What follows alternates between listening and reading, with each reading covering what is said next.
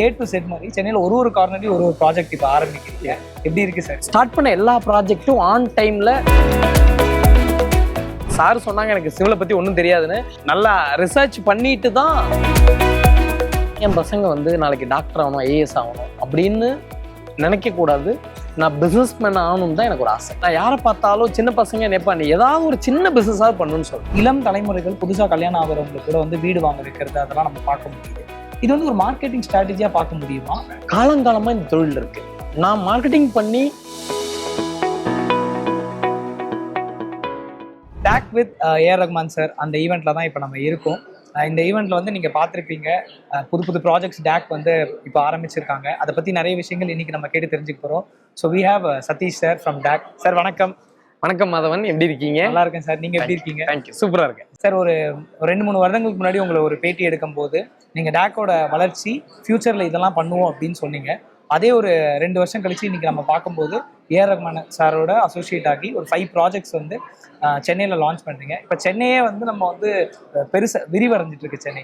So நீங்கள் வந்து A to set மாதிரி சென்னையில் ஒரு கார்னர்லையும் ஒரு ப்ராஜெக்ட் இப்போ ஆரம்பிக்கிறீங்க. எப்படி இருக்கு சார்? இது ரொம்ப ரொம்ப சந்தோஷமான தருணம் எனக்கு மாதவன். நீங்கள் இது பார்த்தீங்க அப்படின்னா நிறைய ப்ராஜெக்ட்ஸ் லான்ச் பண்ணோம். சாருக்கு முன்னாடி, ரஹ்மான் சாருக்கு முன்னாடி ஒரு போரூர் ஏரியாவில் ஒரு காட்டுப்பாக்கம்ல ஒரு பெரிய ப்ராஜெக்ட் லான்ச் பண்ணியிருக்கோம். அப்புறம் குமணஞ்சாவடி ஜங்ஷனில் ஒரு ப்ராஜெக்ட் லான்ச் பண்ணியிருக்கோம். அப்புறம் பிஎஸ்பி மில்லேனியம் ஸ்கூல் பக்கத்தில் ஒரு ப்ராஜெக்ட் லான்ச் பண்ணியிருக்கோம். அப்புறம் ஸ்ரீபெரும்புதூர் அந்த பெங்களூர் ஹைவேல ஒரு பிளாட்டர் ப்ராஜெக்ட் லான்ச் பண்ணியிருக்கோம். அப்புறம் OMR பக்கம் வந்தீங்க அப்படின்னா ஒரு சோழிங்கநல்லூர் பக்கத்தில் ஒரு அப்பார்ட்மெண்ட், இங்கிலீஷ் தீம்டு அப்பார்ட்மெண்ட் ஒரு ப்ராஜெக்ட் பண்ணியிருக்கோம். அப்புறம் சிறுசேரி ஐடி பார்க் அப்படியே பின்னாடி ஒரு 120 வில்லா ப்ராஜெக்ட், ரொம்ப ரொம்ப சூப்பர் டூப்பர் வில்லா ப்ராஜெக்ட், நல்ல சேல்ஸ் ஆகுது. அது எல்லாமே சாருக்கு முன்னாடி லான்ச் பண்ணோம். அவங்களும் ரொம்ப சந்தோஷப்பட்டாங்க. எனக்கு ஒரு நெகிழ்ச்சியான தருணமாக இருக்கு மாதிரி. இப்போ நம்ம ரஹ்மான் சாரை பார்க்கும்போது அவர் நிறைய விளம்பரங்கள்ல அசோசியேட் ஆகி நம்ம யாருமே பார்த்துருக்காங்க, இன்க்ளூடிங் அவர் இசையமைப்பாளராக இருந்தாலும் அந்த இசைக்கு சம்மந்தப்பட்ட விளம்பரத்துலேயும் பெருசாக அசோசியேட் ஆகி நம்ம பார்த்ததில்ல. அவர் வந்து அவரோட இப்போ ரீசெண்டாக சமீபத்தில் ஆரம்பித்த இந்த ஸ்டூடியோ இது எல்லாமே பேசப்படுது. ஸோ அவர் வந்து இந்த கன்ஸ்ட்ரக்ஷன் சைடில் அவருக்கும் ஒரு நாலேஜ் இருக்குது. ஸோ கண்டிப்பாக அவர் வந்து டாக்கோட அசோசியேட் ஆகும்போது ஒரு ஜென்யூன் ஒரு விஷயம் பார்த்துருப்பாங்க. அதை பற்றி சொல்லுங்கள் சார். நீங்கள் ரொம்ப ரொம்ப நல்ல கேள்வி கேட்டீங்க மாதவன். டாக் டெவலப்பர்ஸ் ஏற்கனவே உங்கள் எல்லாருக்கும் தெரியும், 2014 ஆரம்பிக்கப்பட்ட நிறுவனம். இன்னைக்கு வரையும் ஸ்டார்ட் பண்ண எல்லா ப்ராஜெக்ட்டும் ஆன் டைமில் சொன்ன குவாலிட்டியோட பெட்டர் குவாலிட்டி, கஸ்டமர்ஸ் 200% சாட்டிஸ்ஃபைடு ப்ராஜெக்டாக தான் ஹேண்ட் ஓவர் பண்ணியிருக்கோம். அவங்கள்ட்ட நாங்கள் போய் அப்ரோச் பண்ணும்போது ஒரு ரியல் எஸ்டேட் கம்பெனியாக அவங்க நல்ல ரிசர்ச் பண்ணாங்க, அவங்க ரொம்ப ஹாப்பி ஆனாங்க, உங்க கூட பார்ட்னர் ஆகிறது ரொம்ப சந்தோஷம்னு சொன்னாங்க. அவங்க கூட மேல்மேலும் வேற வேற ப்ராஜெக்ட் பண்ணுறதுக்கும் ரொம்ப ஆர்வமாக இருக்கும். சார் சொன்னாங்க எனக்கு சிவிலை பற்றி ஒன்றும் தெரியாதுன்னு. பட் சாருக்கு கொஞ்சம் நல்ல நாலேஜ் இருக்குது. நல்லா ரிசர்ச் பண்ணிட்டு தான் அவங்க வந்து சைன் பண்ணாங்க. ஓகே, மக்கள் மத்தியில் இது எப்படி இருக்குன்னு நினைக்கிறீங்க? ஏன்னா இசை புயல் இன்னைக்கு வந்து டாக்கோட சேர்ந்துருக்காங்க. எங்களுக்கே ஒரு பெரிய சர்ப்ரைசிங் இருக்குது. டாக் டெவலப்பர்ஸ் ஏற்கனவே ஒரு பெரிய நம்பிக்கையான நிறுவனம். பெரிய லெஜெண்டாக இருக்கிற Rahman sir DAC developers brand ஆப்போசிட்டாக இருக்கிறது இன்னும் டாக் டெவலப்பர்ஸோட நம்பிக்கையை அதிகப்படுத்துங்கிற அந்த நம்பிக்கை எனக்கு இருக்குது. ஏற்கனவே நான் சொன்ன மாதிரி தான் பெரிய ப்ராஜெக்ட் லான்ச் பண்ணியிருக்கோம். சொன்ன டயத்துக்கு சொன்ன குவாலிட்டிக்கு பெட்டராக ஹேண்ட் ஓவர் பண்ணுவோம். கண்டிப்பாக 2014 நம்ம நிறுவனம் ஆரம்பிக்கப்பட்டது. அதுக்கு முன்னாடி நீங்கள் ஃபாரினுக்கு வேலைக்கு போகணும்லாம் நினச்சிங்க. பட் ஒரு சூழல்னால நீங்கள் வந்து இங்கே நம்ம தமிழ் மண்ணில் நம்மளோட ப்ராஜெக்டெல்லாம் இது பண்ணுறீங்க. 12 வருட அனுபவம்.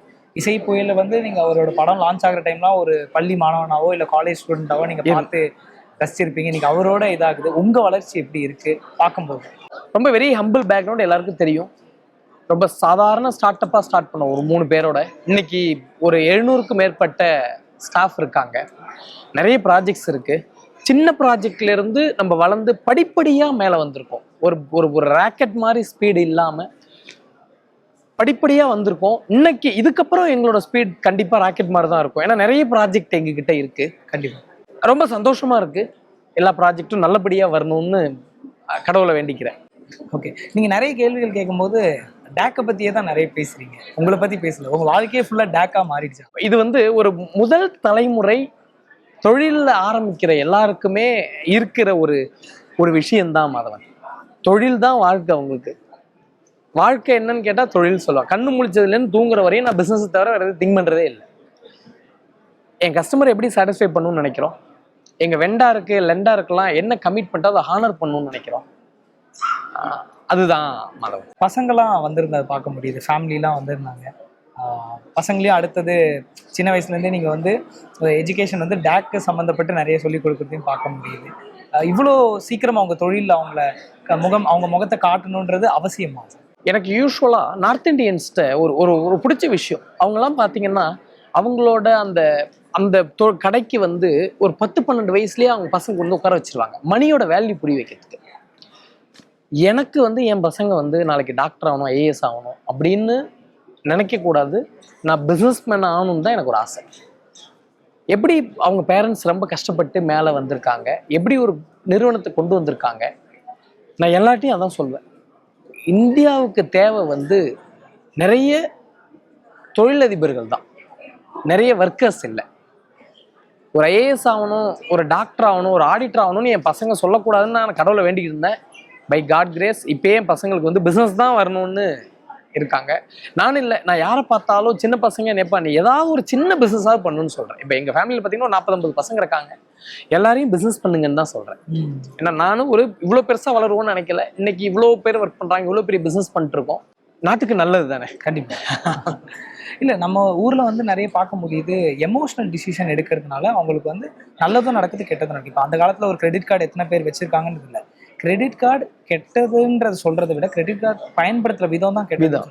அதே மாதிரி இப்போ வந்து இளம் தலைமுறைகள் புதுசாக கல்யாணம் ஆகிறவங்களுக்கு கூட வந்து வீடு வாங்க வைக்கிறது, அதெல்லாம் நம்ம பார்க்க முடியுது.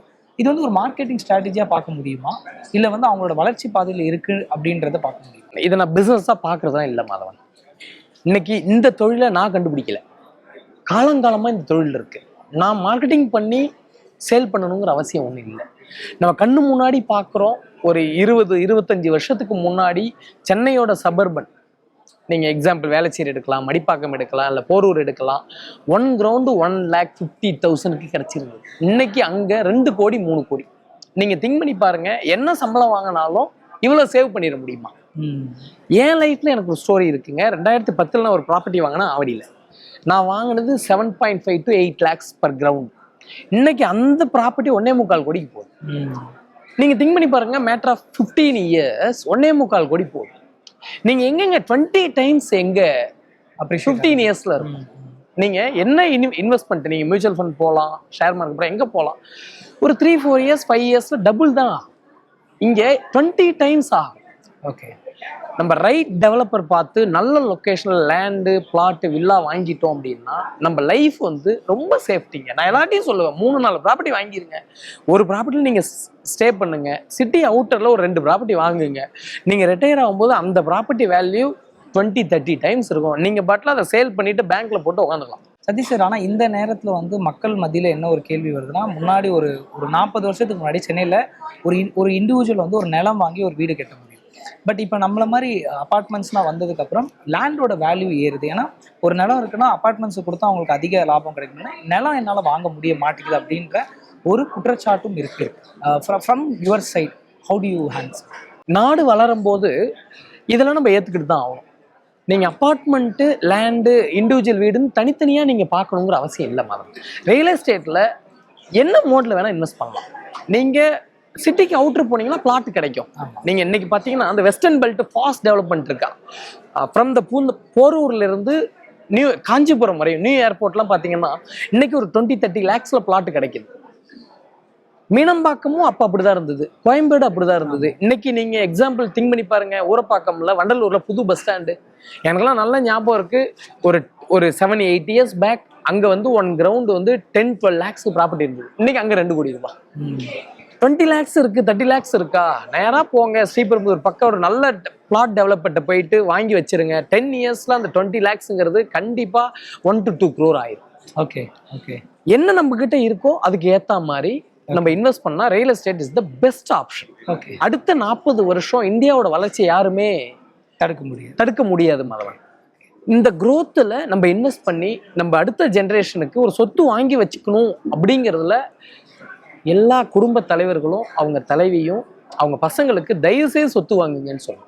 இன்னைக்கு விகடனுக்கும் எனக்கும் ரொம்ப சின்ன வயசுலேருந்தே ஒரு பந்தம். நான் இன்னைக்கு இந்த அளவுக்கு தமிழ் பேசுகிறேன், ஒரு பத்திரிகையாளர்களை ஃபேஸ் பண்ணுறேன்னா நான் என்னோட 10-11 வயசுலேருந்தே விகடன் படிச்சுட்டு இருக்கேன். இன்னைக்கும் என்னை யார் கூடயாவது கனெக்ட் பண்ணணும்னா ஜூனியர் விகடனோ ஆனந்த விகடனோ ஏதாவது ஒன்று எழுதினாதான் எனக்கு தெரியும். இல்லாட்டினா நான் வந்து பெருசாக சோஷியல் மீடியாவில் இல்லை, பெருசாக டிவி பார்க்குறது இல்லை, ஜூனியர் விகடன் இருந்தால் எல்லாத்தையும் படிச்சிடறேன், ஆனந்த விகடன் எல்லாத்தையும் படிச்சிடறேன், நானே விகடன் படிச்சிடறேன், அவள் விகடன், எல்லா விகடன் பத்திரிகைகளும் ஒரு தீவிர வாசகன் நான். நிறைய கேள்விகளுக்கு சூப்பராக ஆன்சர் பண்ணீங்க. உங்களோட இந்த ப்ராஜெக்ட்ஸ்க்கும் ஒரு மிகப்பெரிய ஒரு நன்றிகள். அண்ட் தொடர்ந்து விகடனோட இதே மாதிரி உங்களை சந்திக்கணும் அப்படின்றது பெரும் மகிழ்ச்சியோட சொல்லிடுறேன். Thank you so much sir. Thank you. Vikatan வாசகர்களுக்கு மிகப்பெரிய நன்றி. வணக்கம்.